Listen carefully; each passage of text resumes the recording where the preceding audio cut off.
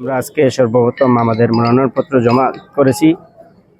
আমরা আশা করি চান্দিনাতে সুষ্ঠু নির্বাচন হলে এবং আমাদের যে 12 দলীয় জোট, সেই জোট যদি ইনশাল্লাহ আমাকে দেয়, আমি আশাবাদী চান্দিনার মানুষ ঐক্যবদ্ধ আছে। ইসলামিক দলের প্রার্থীকে ইনশাল্লাহ চান্দিনার মানুষ বিজয় করবে বলে আমি মনে করি।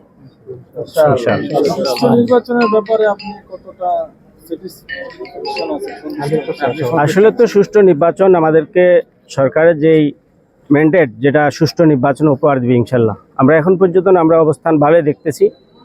আগামীতে কি হয় না হয় সেটা তো আসলে বলা যাচ্ছে না, কিন্তু আমরা আশাবাদী সুষ্ঠু নির্বাচন হবে। সরকার এই ব্যাপারে দৃঢ় প্রতিজ্ঞ। যদি সুষ্ঠু, আমি খেলাফত মজলিসের পক্ষ থেকে দেওয়ালগড়ি প্রতীকে নির্বাচন করব। আমরা যদি ইনশাল্লাহ বিজয়ী হই, চান্দিনাকে একটা মডেল চান্দিনা রূপান্তরিত করব, উপজেলা ইনশাল্লাহ চান্দিনাকে উপহার দিব। আপনার কোনো পরিকল্পনা আছে কিনা যদি আপনি বিজয়ী লাভ করেন?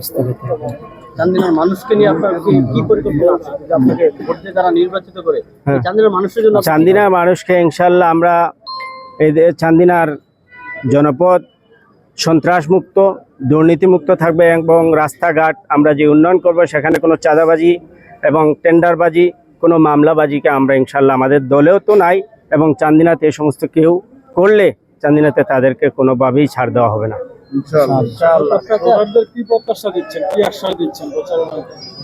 আমরা জনগণের নিরাপত্তা, জানমালের নিরাপত্তা এবং রাস্তাঘাটের উন্নয়ন, স্কুল মাদ্রাসা, বিশেষ করে যে সমস্ত প্রতিষ্ঠানে শিক্ষক অভাব, আমাদের সেখানে শিক্ষক নিয়োগ দেব এবং মহিলা নারীরা স্বাধীনভাবে তাদের ইজ্জতের সহিত তারা চলতে পারে, সেই ব্যাপারে আমরা কঠোর ব্যবস্থা নিব ইনশাআল্লাহ। নির্বাচন বা গণভোট, এগুলোর প্রতি আপনাদের কোনো আস্থা আছে কিনা? অবশ্যই আছে। আমাদের দলের তো যে আমরা বলছি যে গণভোট যেটা হার, যেটা নির্বাচনে আসতেছে, আর হার পক্ষে আমরা ইনশাআল্লাহ নির্বাচন করব, আমাদেরকে সমর্থন দিবে।